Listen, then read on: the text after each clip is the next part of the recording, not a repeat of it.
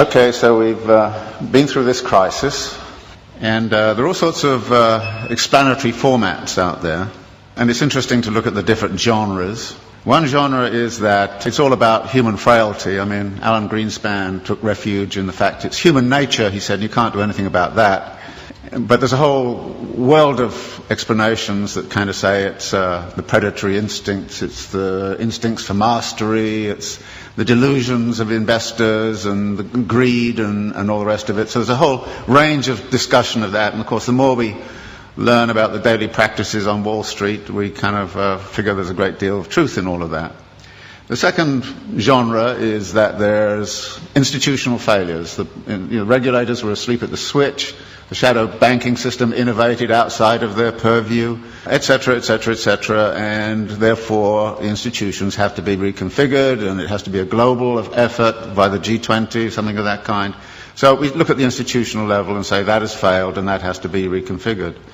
The third genre is to say everybody was obsessed with a false theory. They read too much Hayek and believed in the efficiency of markets, and it's time we actually got back to something like Keynes, or we took seriously Hyman Minsky's theory about the inherent instability of financial activities. The next genre is that it has cultural origins. Now, we don't hear that much in the United States, but if you were in Germany and France, many people there would kind of say this is an Anglo-Saxon disease. And it's nothing to do with us. I happened to be in Brazil when it was going on, and Lula was kind of saying, well, first off he was saying, oh, thank God the United States has been disciplined by the equivalent of the IMF. We've been through it 8 times in the last 25 years, and now it's their turn. Fantastic, said Lula, and all the Latin Americans I knew, until it hit them, which it does. And then they kind of changed their tune a little bit. So there's a kind of a way of which it became cultural. And you can see that by the way in which this whole Greek thing is being handled. The way the German press is saying, well, it's the Greek character, it's defects in the Greek character. And there's a lot of rather nasty stuff going on around that. But actually there are some cultural features which have led into it. For instance, the US fascination with home ownership, which is supposedly a deep cultural value. So 67, 68% of US households are homeowners. It's only 22% in Switzerland. Of course, it's a cultural value in the United States that's been supported by the mortgage interest tax deduction, which is a huge subsidy. It's been promoted since the 1930s. Very explicitly in the 1930s, it was built up because the theory was that debt-encumbered homeowners don't go on strike. And then there's a kind of notion that there's a failure of policy, and that policy has actually intervened. And there's a funny kind of alliance emerging between the Glenn Beck wing of Fox News and the World Bank, both of whom say the problem is too much regulation of the wrong sort. So there are all of these ways, and all of them have a certain truth. And skilled writers will take one or other of those perspectives and build a story and actually write a very plausible kind of story about this. And I thought to myself, well, what kind of plausible story can I write which is none of the above, which is one of the things I always think to myself. And it's not hard to do, particularly if you're coming from a Marxist perspective, because, there aren't many people who try to do this analysis from a Marxist perspective.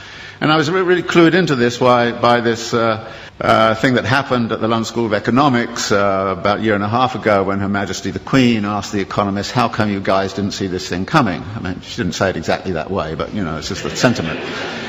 And they got very upset, and then she actually called the governor of the Bank of England and said, how come you didn't see it coming? And then the British Academy put forward got all together all of these economists, and they came up with this fabulous letter to Her Majesty. And it was it was absolutely astonishing. It said, well, many dedicated people, intelligent, smart, spent their lives working on aspects of this thing very, very seriously, but the one thing we missed was systemic risk. And you say, what? And then it went on to talk about a politics of denial and all the rest of it. So I thought, well, systemic risk, I can translate it into the Marxian thing. You're talking about the internal contradictions of capital accumulation. And maybe I should write a thing about the internal contradictions of capital accumulation and try to figure out the role of crises in the whole history of capitalism and what's specific and special about the crisis this time around. And there were 2 ways in which I thought I would do that. One was to sort of look at what's happened since 1970s to now. And the thesis there is that in many ways the form of this current crisis is dictated very much by the way we came out of the last one. that the problem back in the 1970s was excessive power of labour in relationship to capital, that therefore the way out of the crisis last time was to discipline labour. And we know how that was done. It was done by offshoring, it was done by, Thatcher and Reagan, and it was done by neoliberal doctrine, it was done all kinds of different ways.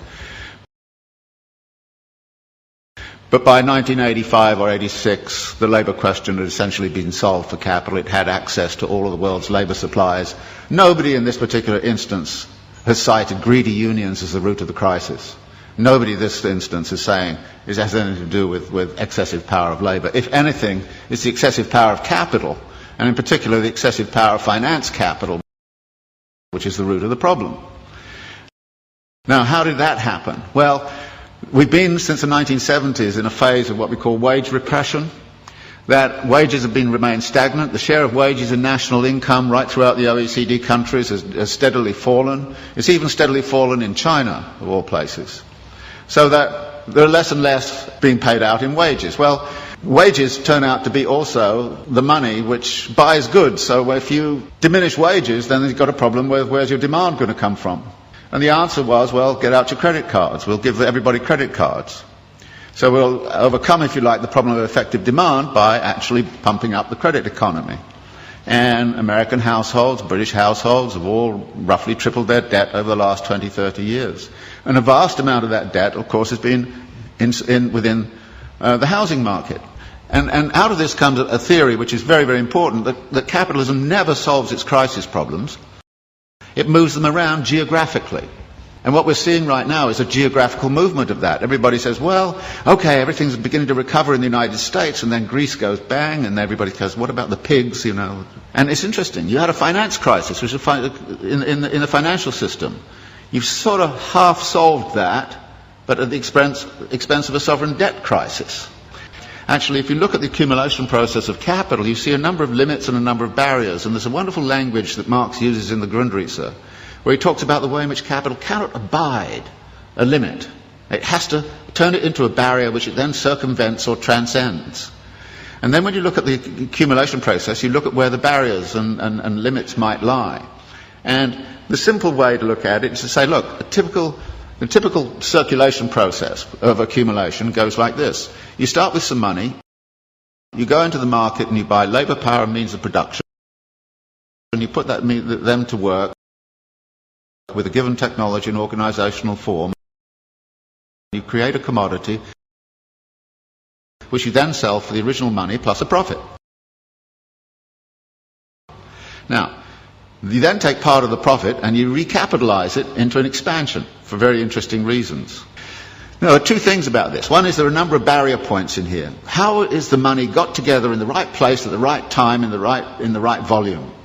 And that takes financial ingenuity. So the whole history of capitalism has been about financial innovation.